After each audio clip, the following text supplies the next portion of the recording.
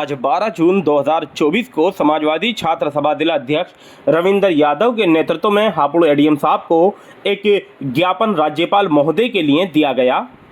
ज्ञापन में रविंदर यादव ने कहा है, नीट यूजी 2024 के आयोजन व परिणाम से राष्ट्रीय परीक्षा एजेंसी एनटीए की अक्षमता तथा भ्रष्टाचार सामने आया।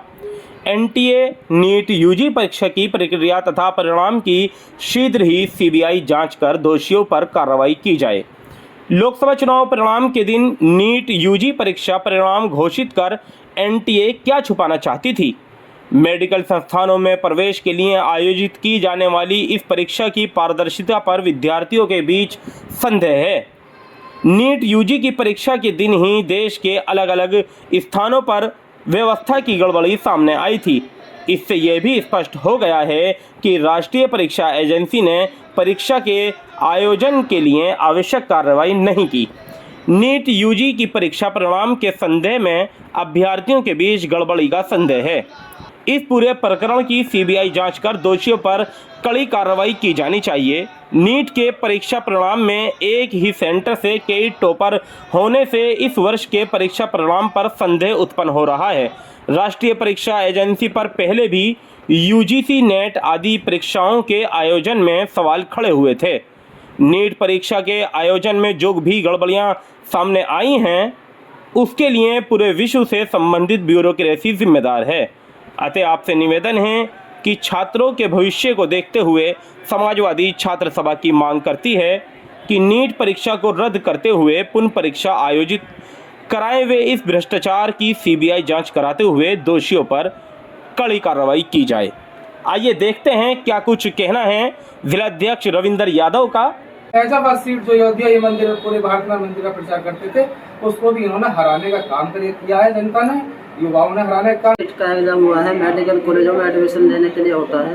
देखिए, इस एग्जाम में लगभग 23,33,297 बच्चों ने यहाँ पर कोई भी परीक्षा निष्पक्ष रूप से नहीं हो पाई है और परीक्षा धांधली के मामले जैसा कि नीट में सामने आया, पैट की परीक्षा अभी तक उसका कोई रिजल्ट प्रॉपर नहीं हो पाया, लेखपाल की परीक्षा का रिजल्ट कोई प्रॉपर नहीं हो पाया, यूपी पुलिस की परीक्षा अभी तक सफल नहीं हो पाई है। तो प्रदेश का राजा और देश का वास्तव झूठ बोलता हो, ना प्रदेश का विकास होगा ना देश का विकास होगा। बच्चों के 100% मार्क्स आए हैं, तो मैं समझता हूँ कि कुछ बच्चों के आ सकते हैं, लेकिन टफेस्ट एग्जाम है तो इतना पॉसिबल नहीं है कि इतने बच्चे 100% मार्क कर सकते हैं। आप देख रहे हैं न्यूज इंडिया 313 सच के साथ। और आज समाजवादी पार्टी के छात्र सभा की तरफ से रविंदर यादव जी ने हापुड़ एडीएम साहब को एक ज्ञापन दिया है, जिसमें कहा गया है कि अभी हाल ही में जो एक एग्जाम हुआ था, नीट की परीक्षा हुई थी। रविंदर यादव जी का कहना है कि उस नीट की परीक्षा में कहीं ना कहीं धांधलेबाजी हुई है, जिसकी वजह से उसकी सीबीआई जांच होनी चाहिए और परीक्षा फिर से होनी चाहिए। हमारे साथ इस वक्त मौजूद हैं समाजवादी पार्टी के छात्र सभा से रविंदर यादव जी। आइए पूछते हैं रविंदर यादव जी से क्या कुछ कहना है इस परीक्षा के बारे में। रविंदर यादव जी, सबसे पहले बहुत बहुत शुक्रिया, आप आए और हमारे न्यूज़ चैनल पर आप अपनी बात रखने के लिए आए हैं। हमारे न्यूज़ चैनल की तरफ से हम आपका वेलकम करते हैं। आज जो आपने हापुड़ डीएम ऑफिस में एडीएम साहब को एक ज्ञापन दिया है, उसके बारे में आप क्या कहना चाहते हैं? सरकार की मंशा रहेगी, पहली बात तो जो सरकार को जो गंदगी देनी है, नीट का एग्जाम 2024 का हुआ, इसमें धांधली हुई और इलाकों काफ़ी बड़ी संख्या में 100% मार्क्स आए। 100% मार्क्स आने के बाद तो बच्चा भी इतना भी नहीं पढ़ लिखते कि 100% मार्क्स आ जाएँ, और एक के आ जाएँ, दो के आ जाएँ, लेकिन 67 के बता रहे हैं कि 100% मार्क्स आए, और जिसमें कि सुप्रीम कोर्ट ने भी मानना है कि इसमें धांधली हुई है एग्जाम में।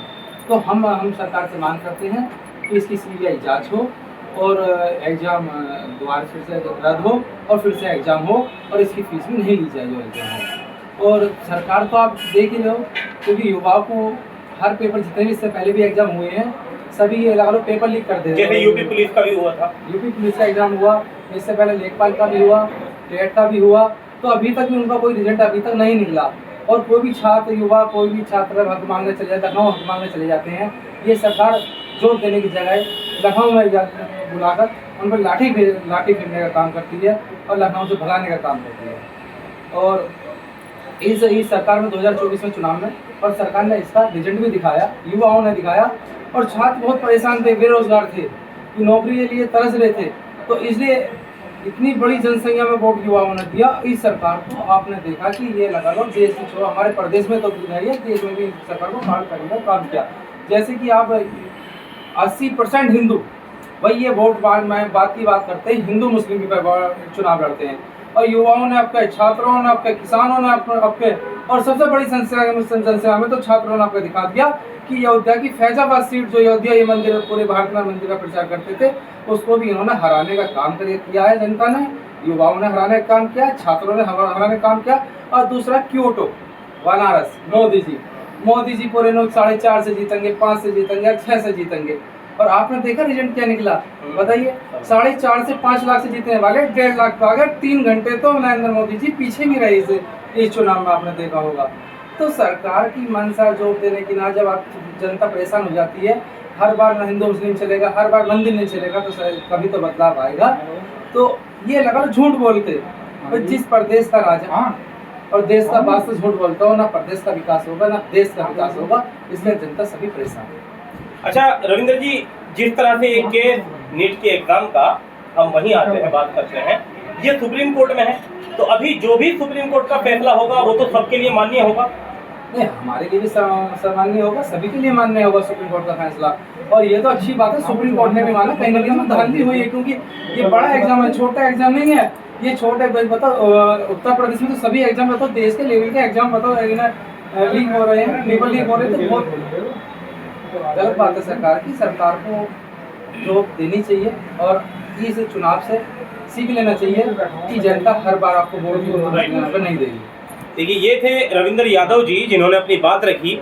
अभी चलते हैं एडीएम ऑफिस, और किस तरह हम दिखाएंगे आपको, रविंद्र यादव जी ने समाजवादी छात्र सभा की तरफ से अपने साथियों के साथ हापुड़ एडीएम साहब को एक ज्ञापन दिया है नीट की परीक्षा के रिलेटेड। अभी देखते हैं क्या होता है, क्योंकि सुप्रीम कोर्ट में इसका फैसला जा चुका है। जो भी सुप्रीम कोर्ट का आदेश होगा वो सबको मान्य होगा।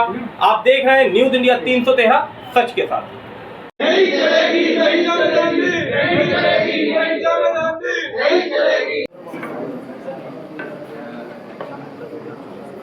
उसमें जो है धांधली हुई है, जैसे कि एक ही सेंटर हुआ, एक ही सेंटर के 4-5 बच्चे 100 में से 100 नंबर लेकर आए हैं। तो जो बच्चा पढ़ा है उसका नंबर नहीं आ पाया, लेकिन जो ना पढ़ा उनका भी एग्जाम, क्योंकि MBBS करने के लिए बच्चा एक उम्मीद होती है कि आदमी मेहनत करता है, और मेहनत वालों का नंबर नहीं आ रहा, क्योंकि इस सरकार में ज़्यादातर सभी एग्जाम, जो भी एग्जाम होते हैं सभी लीक हो जाते हैं और किसी को नौकरी नहीं मिल पाती। फिर सरकार क्या है, वो एग्जाम, जैसे कि आप यूपी पुलिस ले लो, फिर दोबारा एग्जाम कराएंगे तो उसमें भी समय लग रहा है। अभी ये लगा लो नौकरी देनी नहीं, और एग्जाम फॉर्म में बच्चे पैसा भरता, उस पैसे का सरकार यूज और कर रही है अब तो, ऐसा लग रहा है। तो इस एग्जाम की सुप्रीम कोर्ट ने करके दोबारा तो मैटर किया है ना, उन्होंने भी माना है, तो नहीं अभी कोई डिसीजन नहीं है, लेकिन उन्होंने रद्द करने की बात की थी ना। हमारी तो मांग कुछ नहीं है, अभी सुप्रीम कोर्ट में सुनवाई के लिए गया है, सुप्रीम कोर्ट जो भी आदेश करेगा उसका पालन किया जाएगा। हमारी जा रही CBI, इसकी CBI जांच हो और बच्चों के साथ खिलवाड़ नहीं होगी।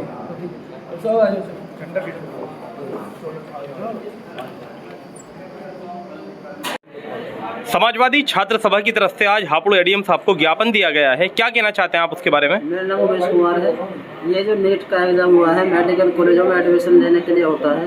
देखिए, इस एग्ज़ाम में लगभग 23,33,297 बच्चों ने टेस्ट की परीक्षा दी थी, और उसमें लगभग 13,23,233 बच्चे पास हुए हैं, और 67 बच्चे ऐसे हैं जिनके फुल मार्क्स आए हैं।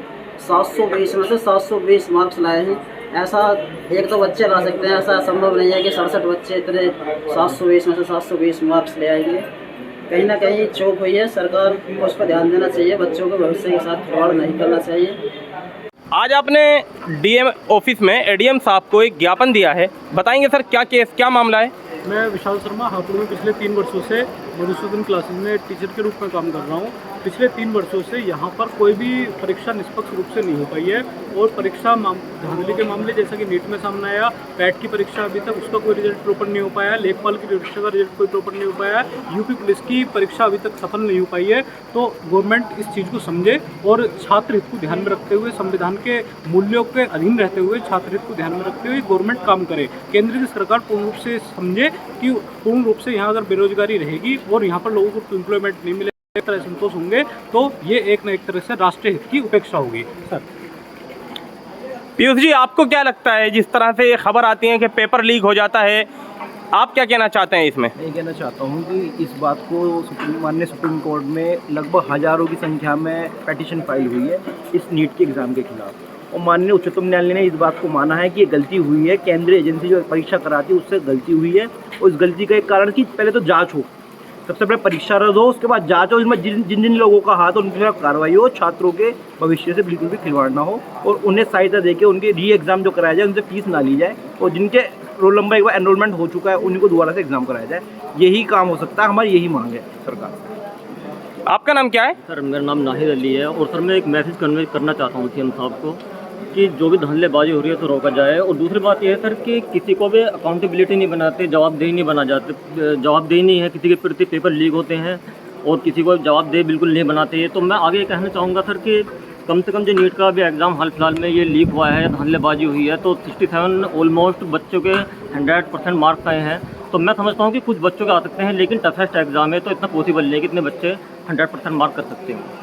तो मैं कहना चाहूँगा कि जल्दी से जल्दी इन चीज़ों को रोका जाए, अदरवाइज़ ये सरकार बहुत जल्दी केंद्र से और स्टेट से चली जाएगी। एक बहुत बड़ी बात है, एक भविष्य बर्बाद लगी हुई है, गवर्नमेंट जो नहीं है, जो भी होती है वैकेंसी निकल पेपर जाता है। अब ये केस जो नेट का एग्जाम हुआ है ये सुप्रीम कोर्ट में है। देखना यह है कि सुप्रीम कोर्ट का आदेश क्या होता है। जो भी सुप्रीम कोर्ट आदेश देती है वो सबके लिए मान्य होगा। आप देख रहे हैं न्यूज़ इंडिया 313 सच के साथ। अगर आपने हमारे चैनल को सब्सक्राइब नहीं किया है तो अभी चैनल को सब्सक्राइब करें।